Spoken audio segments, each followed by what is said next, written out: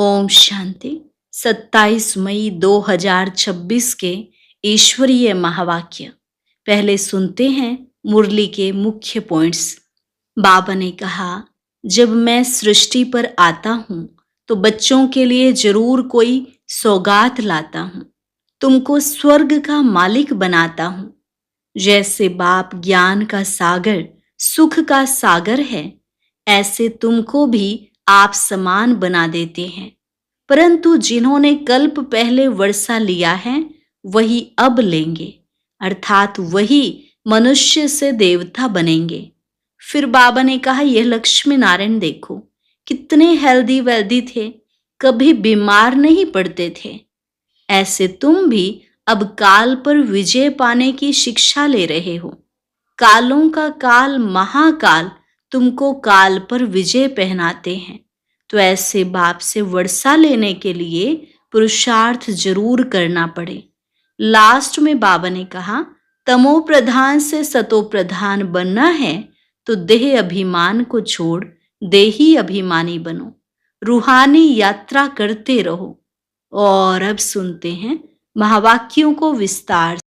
मुरली का सार। मीठे बच्चे, कालों का काल बाबा आया है तुम्हें काल पर जीत प्राप्त कराने। मन मनाभव के मंत्र से ही तुम काल पर जीत पाएंगे। प्रश्न, रूहानी बाप तुम रूहानी यात्रियों को कौन सी एक विशेष शिक्षा देते हैं? उत्तर, हे रूहानी यात्री, तुम देह अभिमान छोड़ देही अभिमानी बनो।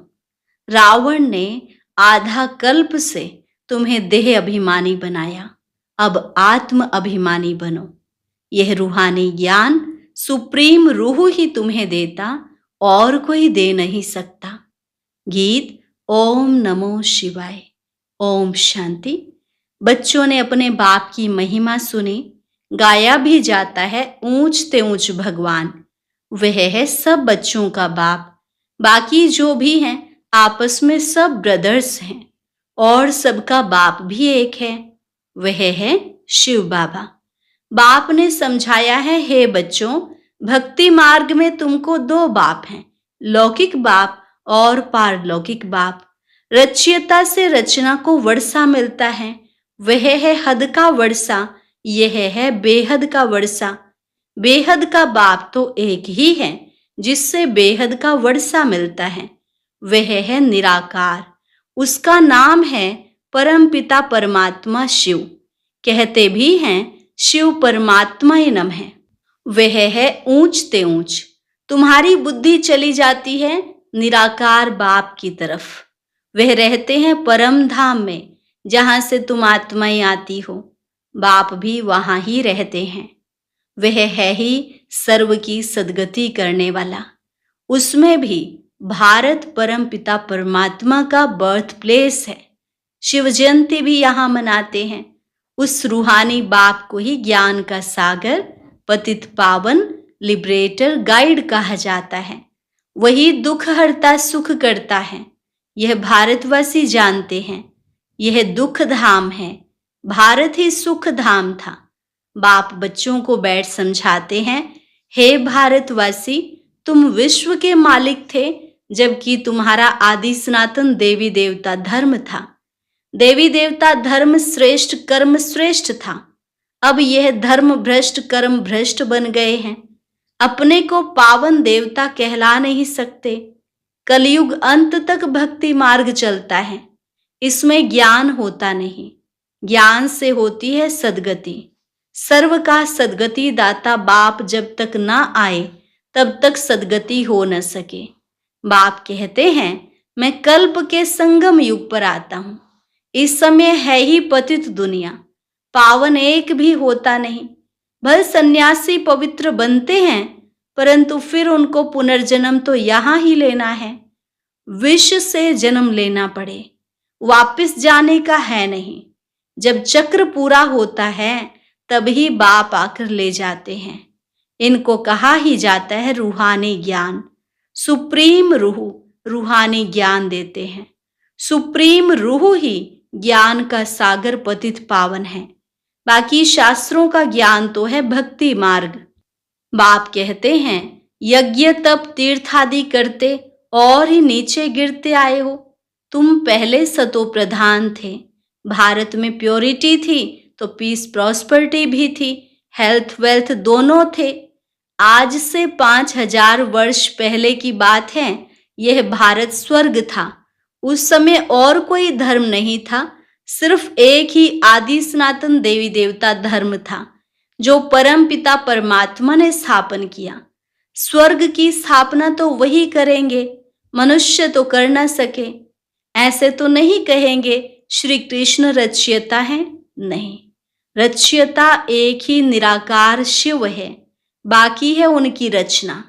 रचयिता से ही रचना को वर्षा मिलता है। बाप समझाते हैं, मैं तुम्हारा बेहद का बाप हूं, तुमको बेहद का वर्षा देता हूं 21 जन्मों के लिए। सूर्यवंशी चंद्रवंशी पवित्र धर्म स्थापन करता हूं। ब्राह्मण धर्म है चोटी, सबसे ऊंच है रूहानी बाप। रूहों को आप समान बनाते हैं।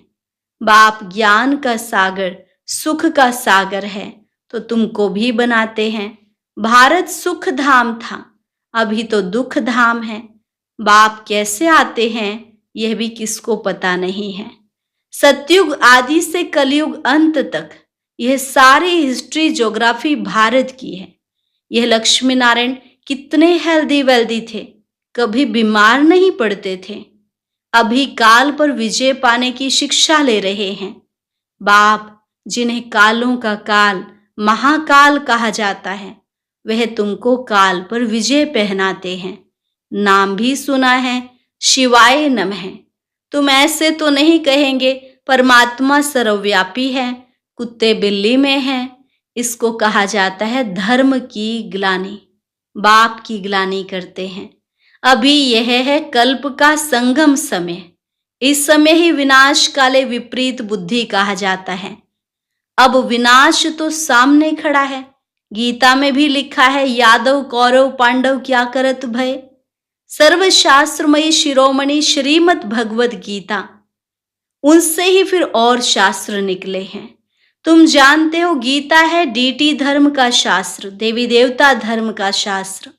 बाप कहते हैं, मैं आता हूं तुमको शूद्र से ब्राह्मण बनाता हूं, फिर सो देवी देवता बनाता हूं, फिर तुम क्षत्रिय वैश्य शूद्र बनते हो। बाप समझाते हैं, तुम 84 जन्म कैसे लेते हो। सबसे जास्ती जन्म जरूर वह लेते हैं जो पहले पहले सतयुग में आते हैं। मैक्सिमम ज्यादा से ज्यादा 84 जन्म लिए हैं।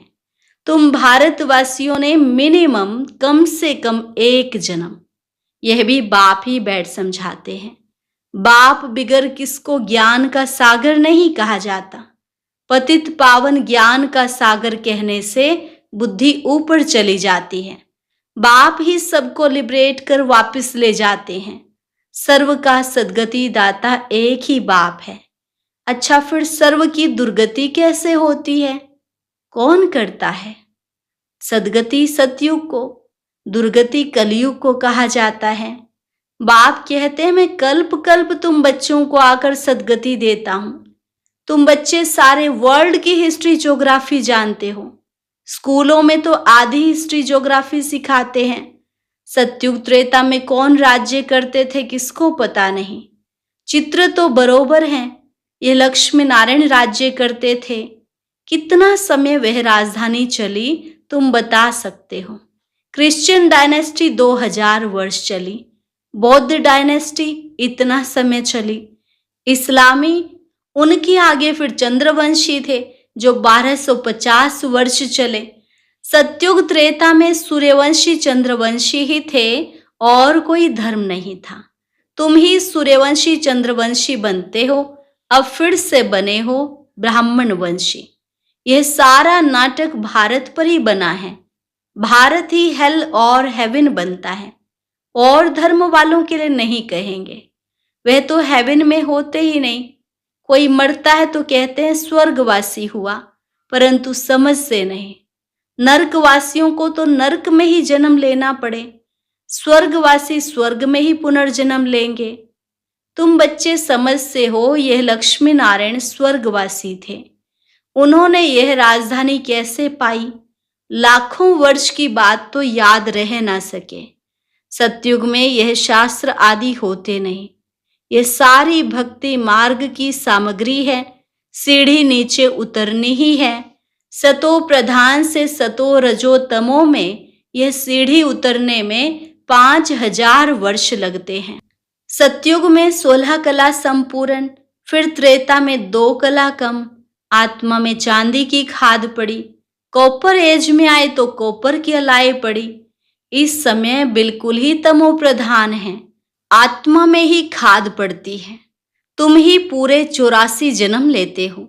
यह रूहानी बाप शिव बाबा आकर रूहानी बच्चों को समझाते हैं, तुमको अब आत्म अभिमानी बनना है। रावण की प्रवेशा होने से सब देह अभिमानी बन जाते हैं। अब अपने को आत्मा समझना है। हम ही 84 जन्म ले भिन्न भिन्न पार्ट बजाते आए हैं। अब 84 का चक्र पूरा हुआ। अब तो शरीर भी जड़जड़ी भूत हो गया है। द्वापर से रावण राज्य होता है। सतयुग में है राम राज्य। सतयुग में तुम आत्म अभिमानी थे। द्वापर कलयुग में तुम देह अभिमानी बन जाते हो। न आत्मा को न परमात्मा को जानते हो। बाप समझाते हैं, आत्मा एक स्टार है।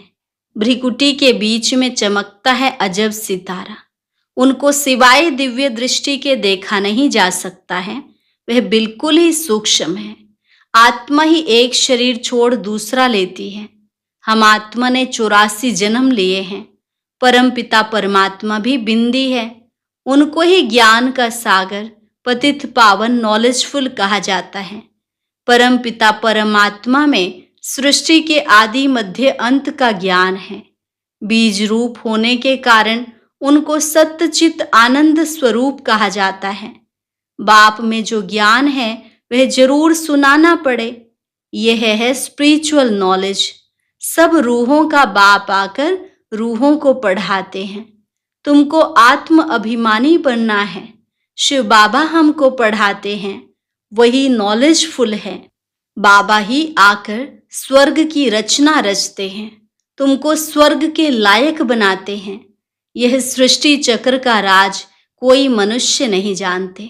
बाप को ही न जानने कारण भारत का यह हाल हुआ है। भारत में प्योरिटी थी तो पीस प्रॉस्पर्टी थी। अभी तो है ही नर्क। और कोई स्वर्ग में जा कैसे सकते? बिल्कुल ही पत्थर बुद्धि हो गए हैं। बाप कहते हैं, मैं बच्चों के लिए कोई तो सौगात ले आऊंगा। तुमको स्वर्ग का मालिक बनाता हूं। जिन्होंने कल्प पहले वर्षा लिया है वही अब लेंगे। मनुष्य से देवता बनेंगे। वास्तव में प्रजापिता ब्रह्मा के तो सब बच्चे हैं। अब ब्रह्मा द्वारा शिव बाबा रचना रच रहे हैं। ब्रह्मा कुमार कुमारी बनते जाते हैं। शिव बाबा से वर्षा लेने के लिए पुरुषार्थ करना है।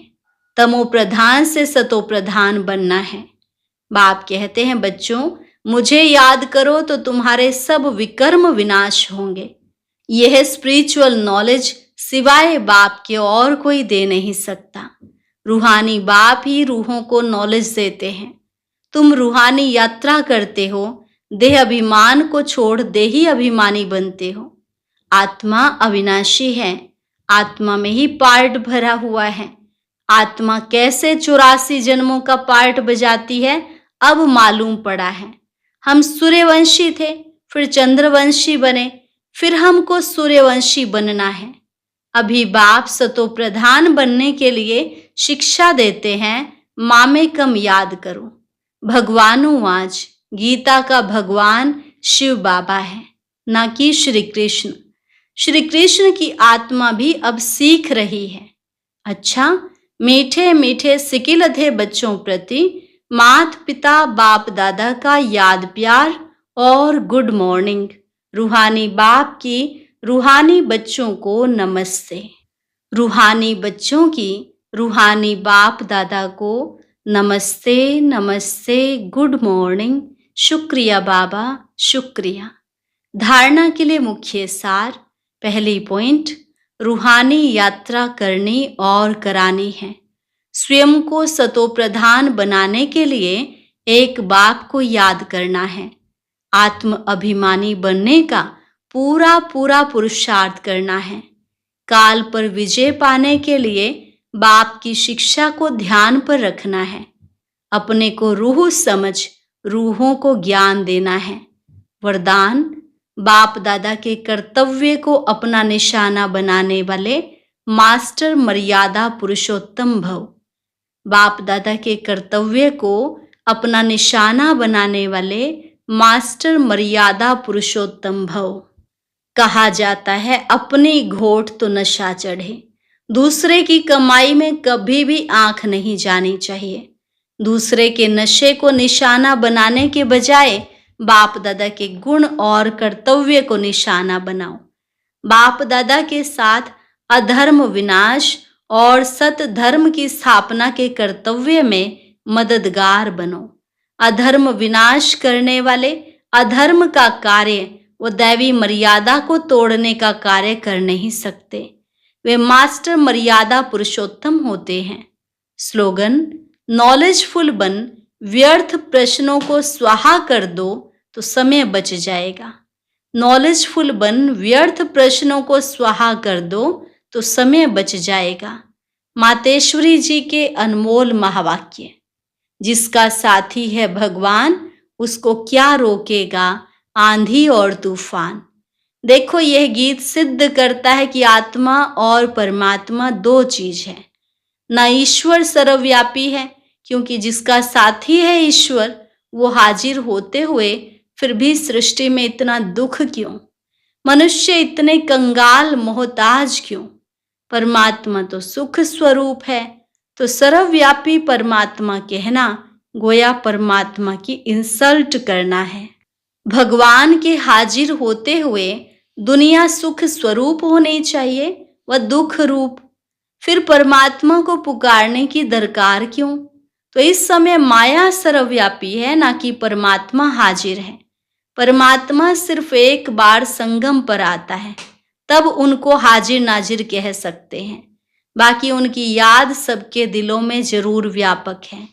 शरीर को चलाने वाली शक्ति तो हर एक में भिन्न भिन्न संस्कार वाली आत्मा है, ना कि परमात्मा है।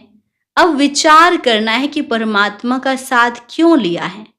इस माया के आंधी और तूफान से पार होने के लिए। तो जरूर कोई माया का तूफान है, जिससे पार होने के लिए उस परमात्मा का साथ हम आत्माएं मांगती हैं। अगर वो हाजिर होता तो ना माया की उलझन होती, ना उनका साथ लेने के लिए याद करना पड़ता। तो हम आत्माओं और परमात्मा दोनों का इस खेल में पार्ट है। तो जब परमात्मा आता है तो उनका पूरा साथ ले, उनका हो जाना है, तभी माया के तूफान से छूट पाएंगे। भले वो सबका सुख दाता है, परंतु जो प्रैक्टिकल में उनका सहारा लेते हैं उन्हों को ही साथ मिलता है। तो उन बच्चों को एक्स्ट्रा प्राप्ति होती है। भले वो दुनिया के अंदर आए उपस्थित हुआ है, परंतु ओहो आश्चर्यवत दुनिया इनको न जानने के कारण इनका साथ नहीं लेती है। अगर इनका पूरा साथ पकड़ ले तो मदद देने में मशहूर है। कहते हैं एक कदम तुम आगे बढ़ो तो 10 कदम आगे बढ़ाएंगे। तो वो संपूर्ण वर्षा देते हैं, जिसमें कोई अपूर्णता नहीं होती। अच्छा, अव्यक्त इशारे सदा चल अडोल एक रस स्थिति का अनुभव करो। कोई भी संकल्प आए तो ऊपर देकर स्वयं निर्संकल्प होकर चलते जाओ। विचार देना, इशारा देना, यह दूसरी बात है। हलचल में आना, यह दूसरी बात है। तो सदा एक रस, संकल्प दिया और निर्संकल्प बने। सदा ध्यान रहे कि मुझे कर्मेंद्रिय जीत बनना है। कोई एक कर्मेंद्रिय की आकर्षण भी एक बाप का बनने नहीं देगी, एक रस स्थिति में सिद्ध होने नहीं देगी। आज का अव्यक्त ज्ञान मोती सुनने के लिए ऊपर दिए गए बॉक्स पर क्लिक करें। अगर बॉक्स दिखाई नहीं दे रहा है तो ऊपर जो कॉर्नर में शो लिखा हुआ है उस पर क्लिक करें।